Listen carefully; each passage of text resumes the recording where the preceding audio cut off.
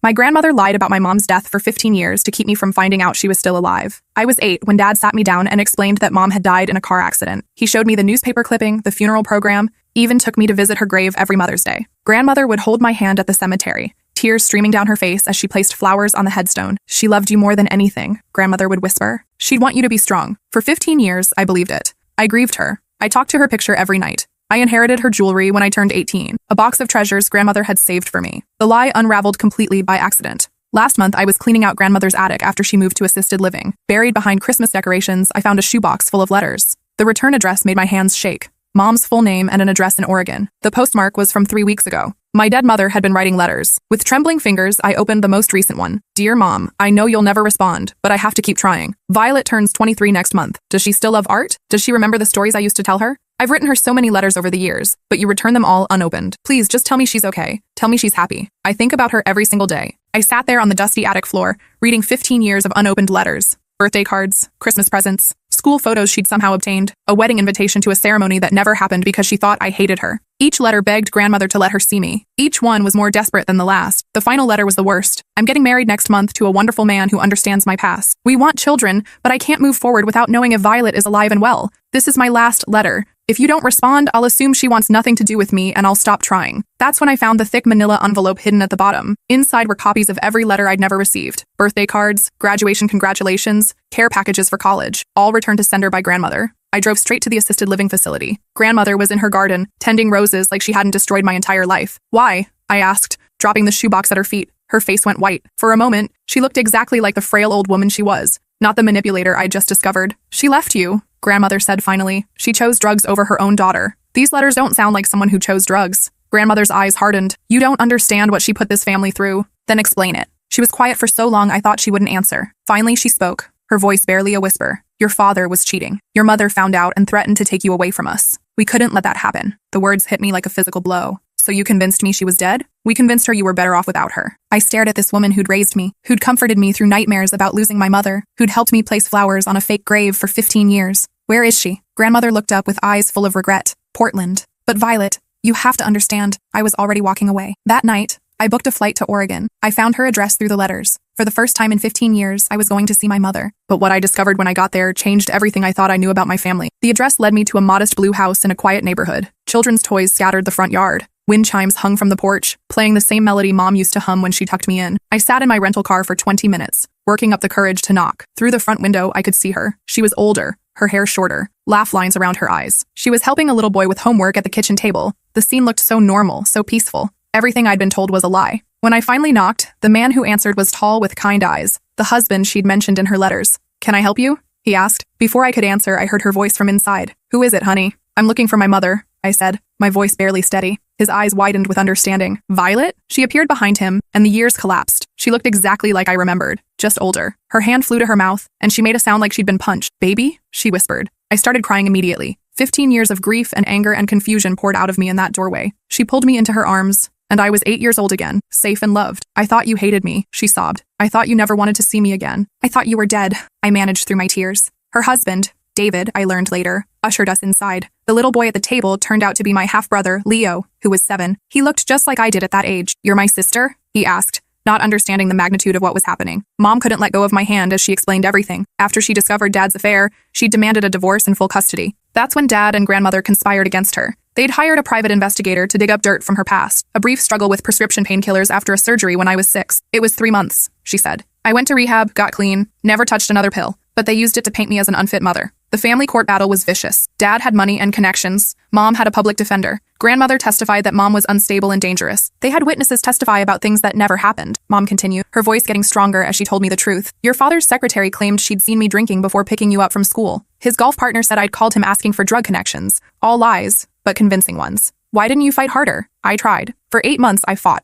But every court appearance, every deposition, they'd bring up new accusations. They said I'd been prostituting myself to pay for drugs, that I'd left you alone overnight while I was getting high. None of it was true, but the mud was sticking. She showed me the court documents she'd kept all these years. Page after page of character assassination, carefully orchestrated to destroy any credibility she had. "The breaking point came when they threatened to put you in foster care," she said. "They claimed that if the court couldn't trust me, and if your father was proven unfit due to his work schedule, you'd become a ward of the state while they investigated both of us. They made me choose," Mom said, her voice breaking. "Give up all rights to you, or they'd drag the case out for years. traumatize you with custody battles, and likely win anyway because of my medical history. Worse, you might end up in the system, so you signed away your rights? They told me it was temporary, that once things settled down, we could revisit it. But they lied about that too. That's when she showed me the real kicker, a document I'd never seen before. A restraining order Dad had filed against her, claiming she was stalking me and making threats against the family. I tried to see you at school once, she said, just to make sure you were okay. The principal called the police. Your father had told them I was dangerous. She'd spent years trying to contact me through lawyers, only to be told I didn't want to see her. When she tried to call, Dad said I was too upset to talk. When she showed up at school, Grandmother convinced her I was scared of her. They orchestrated the fake funeral to make it final, she said. Your father showed me pictures of you crying at my grave, said you were finally getting closure and I needed to let you heal.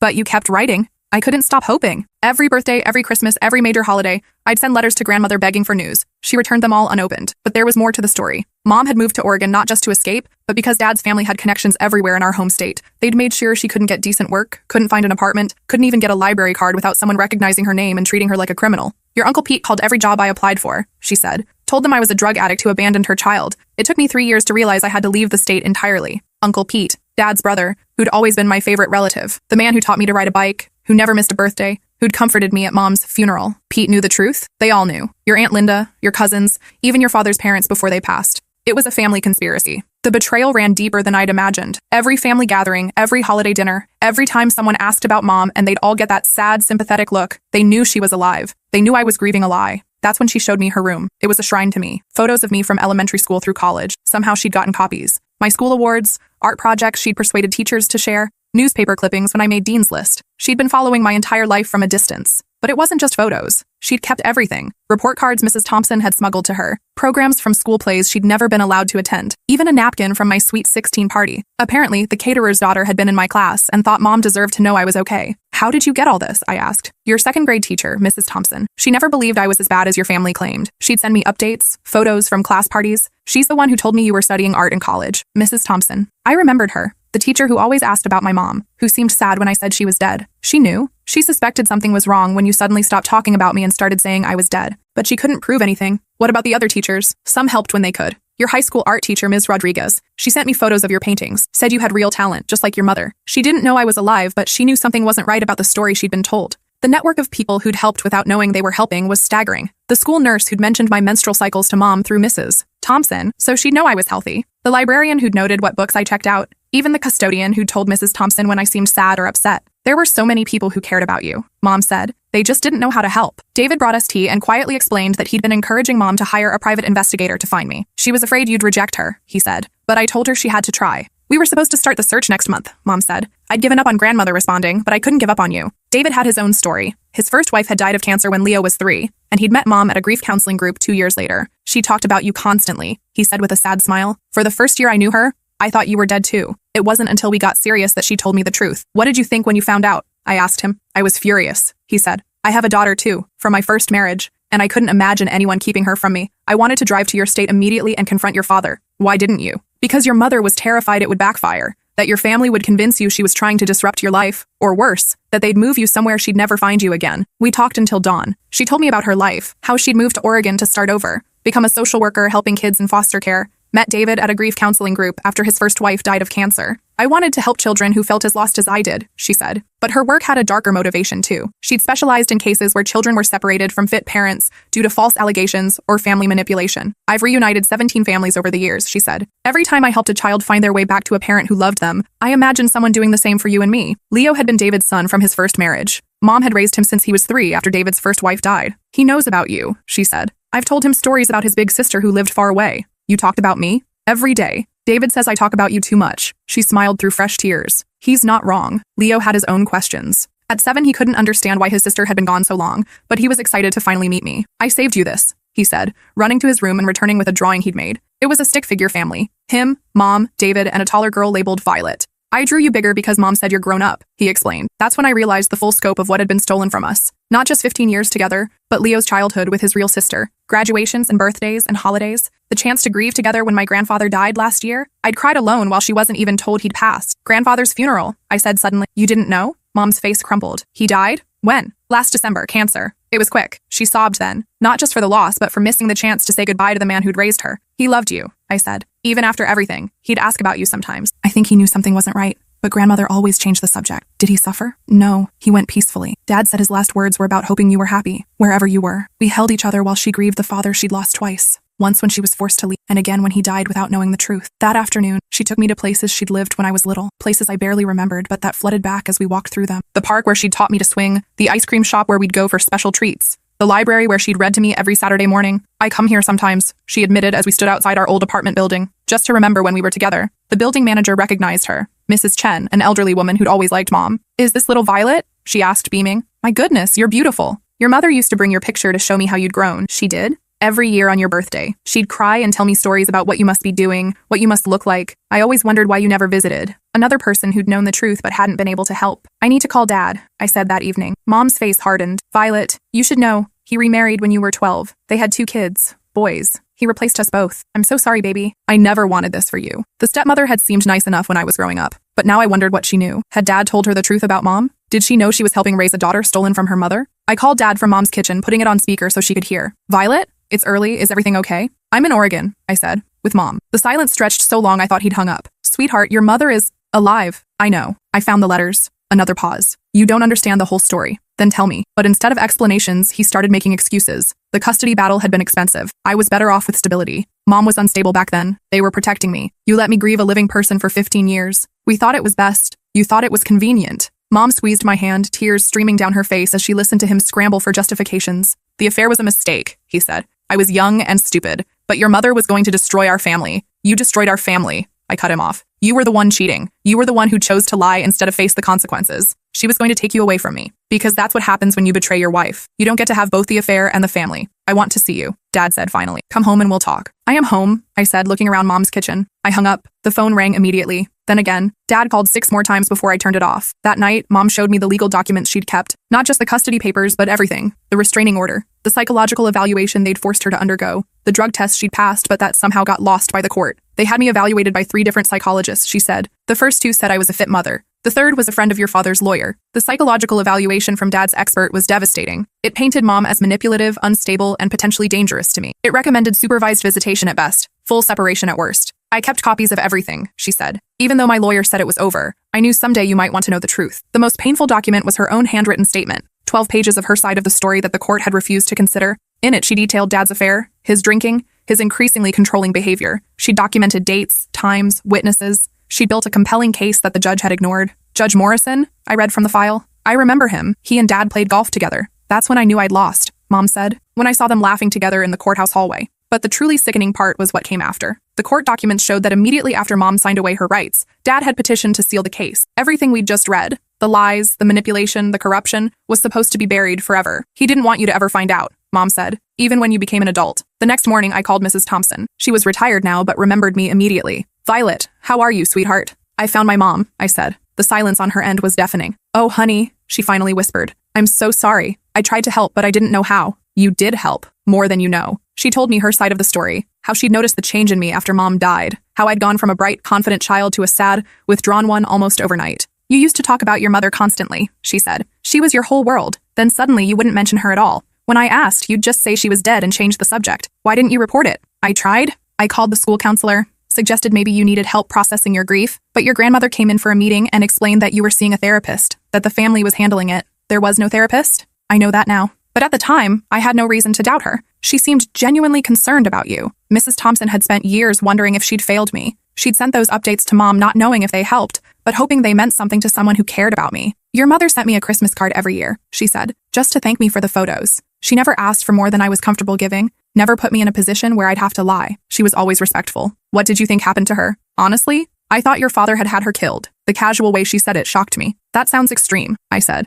Does it? A woman threatens to expose a man's affair and take his child. She has a history of prescription drug use that makes her vulnerable to accusations. She disappears completely, and suddenly there's a convenient car accident with a body that's never found. The body was found. I saw the newspaper clipping. Different woman. I looked it up years later when the internet made it easier. The woman who died in that accident was named Patricia Morrison. Married, no children. Nothing like your mother's situation. Even my second-grade teacher had put together a better investigation than I had. That afternoon, Mom showed me the cemetery where I'd been visiting my grave. The headstone was real. They'd actually purchased a plot and stone with her name on it. The newspaper clipping? I asked. They used a real accident from the same day. Different woman, similar age. Your grandmother was always good with details. Is anyone buried here? No, it's an empty plot. We stood there looking at her fake grave, and I thought about all the times I'd cried there, begging her spirit to send me signs she was okay. I'm so angry, I told her. Good, she said. You should be. But she had her own anger to work through. 15 years of believing I hated her. 15 years of wondering if I was safe, if I was happy, if I even remembered her. Do you know what the worst part was? She asked as we drove back to her house. Tell me, your 16th birthday.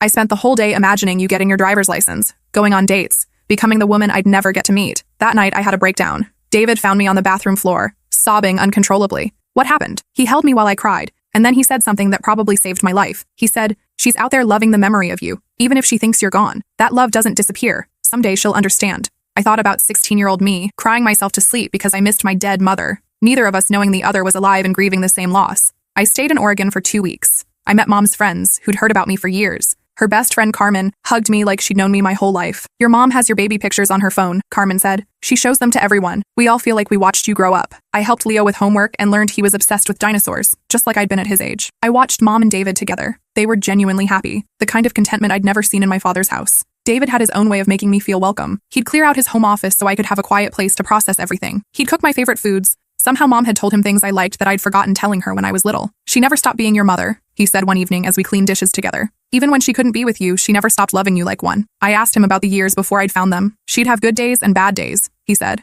Good days, she'd be hopeful. She'd talk about what she'd say when she saw you again, what she'd want to know about your life. Bad days, she'd be convinced you were better off without her. What changed? Leo. When I adopted him, watching her become his mom, she was so natural at it, so good. It made me realize how much had been stolen from both of you. The night before I was supposed to fly back, I made a decision. I want to stay. I told Mom, honey, you have a life. I have a job. That's not the same thing. I want to get to know you. And Leo, I want to be part of this family. She cried and held me like she was afraid I'd disappear again. I called my boss and quit, found a sublet in Portland, started working at a local art gallery while figuring out my next move. But staying meant confronting the rest of my family. Dad called constantly, demanding I come home. Grandmother called crying, begging me to visit. I ignored them both. Then Uncle Pete called. Your father told me what happened, he said. I think you're making a mistake. You knew she was alive. Silence. Pete, you knew. You all knew. It was complicated. It was criminal. You helped them destroy evidence, falsify documents, commit fraud. We were protecting you. From what? From having a mother who loved me? He tried to justify it for 20 minutes. How Mom was unstable. How the family was just trying to do what was best. How I didn't understand the full situation. I understand that you're all liars, I said, and hung up.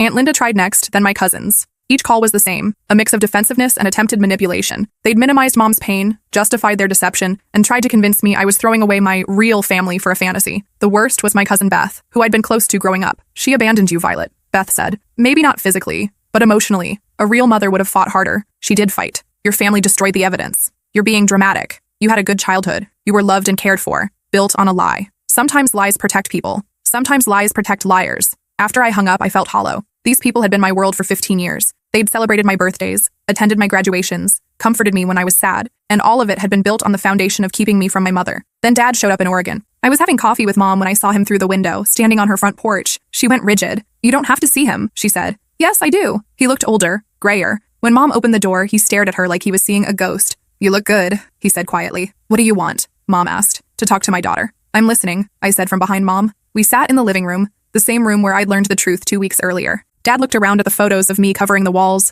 the evidence of 15 years of love from a distance. I never meant for it to go this far, he said. How far did you mean for it to go? I asked. He couldn't answer that. I was young and stupid. I made mistakes. You destroyed our family because you couldn't keep it in your pants. Mom flinched but didn't defend him. She was going to take you away from me, Dad said, because you were cheating on her. I know I hurt your mother, but I couldn't lose you too. So you made sure she lost me instead. That's when he broke down. Not the manipulative tears I'd seen him use when he wanted something, but real, ugly sobbing. I regret it every day, he gasped. Especially after I met your stepmother. Watching her with our boys, seeing what a real mother looks like, I realized what I'd taken from you. And from her, I said, gesturing to Mom. I tried to find her when you turned 18, to tell her you were an adult and could make your own choices. But she changed her name, moved away. I thought she was gone forever. She was right here, writing letters, begging to see me. He looked at Mom with something that might have been remorse. I never saw the letters. Mom handled all that. Don't blame grandmother, I said. You could have stopped this anytime. You could have told me the truth when I turned 18, when I graduated college, when I got engaged last year. You were engaged? Mom asked, surprised.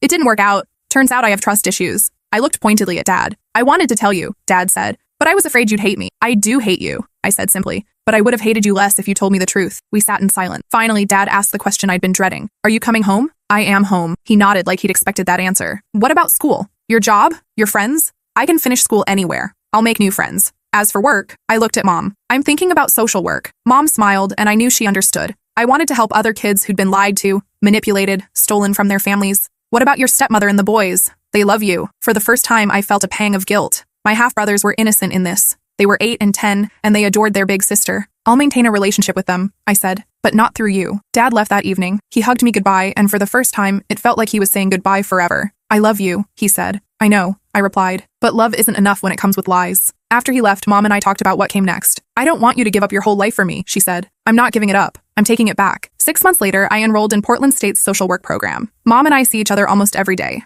Leo calls me his real sister now, not his half-sister. David treats me like I've always been part of the family, but integrating into their life wasn't seamless. There were awkward moments, inside jokes I didn't understand, family traditions I hadn't been part of, memories that didn't include me. Sometimes I felt like an intruder in their established dynamic. It's going to take time, Mom said, during one particularly difficult dinner when I'd felt left out of a conversation about Leo's early childhood. We have to learn how to be a family together. She was right. We had to figure out how to navigate holidays, how to handle disagreements, how to balance my relationship with her against her relationship with David and Leo. There were also practical issues. I had to transfer my credits, find new doctors, establish residency. I had to learn to drive in a new city, figure out the public transportation, find grocery stores and banks, and all the mundane aspects of building a life somewhere new. But the hardest part was dealing with my own trauma. 15 years of believing my mother was dead doesn't just disappear because you find out it's not true. I had night terrors for months. Dreams where I'd wake up and she'd be gone again, where I'd discover this was all an elaborate hallucination. You need therapy, Mom said gently after I had a panic attack in the grocery store because I'd lost sight of her for 30 seconds. I don't trust therapists, I said. What if they're working with Dad's family too? She found me a therapist who specialized in family reunification after parental alienation. Dr. Martinez understood immediately what I was dealing with. Your grief was real, she told me. Even though your mother wasn't actually dead, you experienced a real loss. The relationship you had with her was killed, even if she wasn't. Therapy helped me understand that I was grieving multiple losses. The mother I'd lost at 8, the 15 years we'd missed together, the family I thought I had but never really existed. It also helped me work through my anger, which was enormous and consuming. I was angry at Dad for starting the lie, at grandmother for maintaining it, at Uncle Pete and Aunt Linda for supporting it, at myself for never questioning it. Anger is appropriate here, Dr. Martinez said. The question is what you want to do with it. Dad sends money for school, which I accept. He's trying to make amends the only way he knows how. His new wife sent a card apologizing for the family's actions. Apparently, she'd figured out the truth years ago and had been pushing him to find Mom. The stepmother, Angela, called me directly one day. I want you to know I never knew the full story, she said. Your father told me your mother had abandoned you, that she was unstable and dangerous. I believed him because I loved him and trusted him. When did you figure out he was lying? When Tyler started asking about his sister's mother. Your father got so defensive, so evasive that I started digging. I found some of the court documents in his office. Why didn't you say anything? I tried. I told him he needed to tell you the truth, but he was terrified you'd cut him off completely. I did anyway. I know. And honestly, I think that's what it took for him to realize how badly he'd screwed up. She asked if I'd be willing to maintain a relationship with my half-brothers.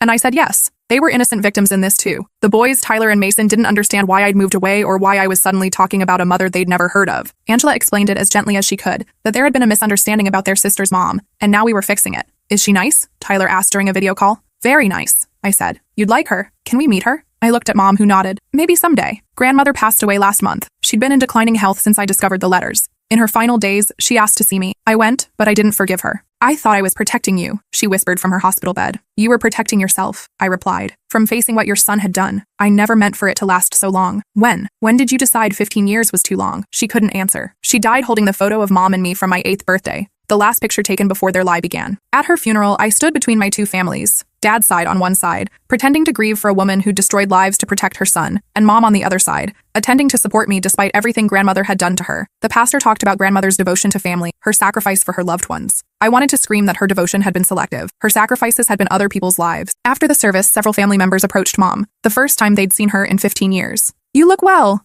Aunt Linda said stiffly. No thanks to you, Mom replied. Uncle Pete tried to shake her hand. She ignored him. I hope you can forgive us someday, he said. I hope you can live with yourselves, she replied. I stood next to the fake grave they'd made for my mother and thought about all the ways the truth gets buried. How easy it is to convince someone that love looks like lies, that protection requires destruction. Dad stood on the other side of the cemetery, watching us, but not approaching. He'd lost the right to be part of this moment. After everyone left, Mom and I stood alone at grandmother's actual grave. How do you feel? She asked. Empty, I said. She took so much from us, and now she's gone and we'll never get answers to half our questions. What questions? Like whether she ever regretted it. Whether she ever thought about telling me the truth, whether she understood what she'd done to you. Does it matter? I thought about that. No, I guess not. She made her choices. And now we get to make ours. 3 months after grandmother's death, I got a call that changed everything again. It was from a lawyer representing her estate. Ms. Chen, I'm calling about your grandmother's will. She left you something that I think you need to see. The law office was in my hometown, so Mom and I drove there together. My first time back since I'd discovered the truth. Driving through familiar streets felt surreal.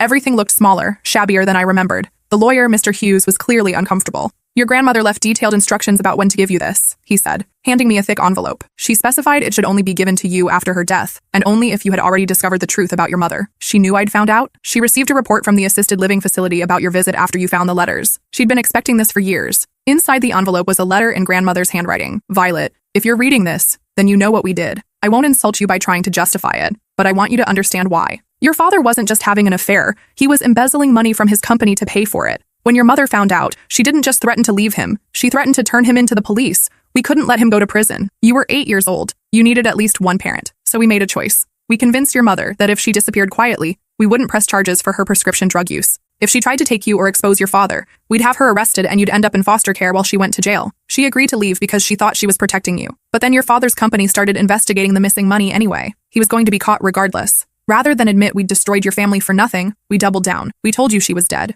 We made it permanent. Every year that passed made it harder to tell the truth. How do you explain to a child that you lied about her mother being dead? How do you admit that level of betrayal? So we kept lying and lying until the lies became the truth. I know you hate me. You should. But know that I loved you, even as I was hurting you. Everything I did was because I couldn't bear to see you suffer. I was wrong. I see that now. I made you suffer anyway. The money I'm leaving you, it's not enough to make up for what I took, but it's what your mother should have received in the divorce. Use it to build the life you should have had with her. I'm sorry. I'm so sorry. Love, grandmother. There was more. Bank statements showing Dad had stolen nearly $200,000 from his company, police reports I'd never seen, and a confession letter from Dad, written but never sent, admitting to the embezzlement and the frame-up of Mom. Your grandmother kept evidence of everything, Mr. Hughes said. I think she always knew this day would come. The inheritance was substantial, enough to pay for my remaining education and help Mom and David buy a bigger house so Leo and I could each have our own rooms. But more than the money, the letter gave me something I hadn't expected: closure. For 15 years, I'd wondered what I'd done wrong, why my mother had left me. Learning that she'd actually sacrificed herself to protect me transformed everything. She didn't abandon you, Mom said as we read the letter together in the lawyer's parking lot. She saved you. That evening, I called Dad. I know about the embezzlement, I said without preamble. Silence. You let Mom take the blame for your crimes. Violet, she could have turned you in. She could have sent you to prison and kept me. Instead, she gave up everything to protect me from having a father in jail.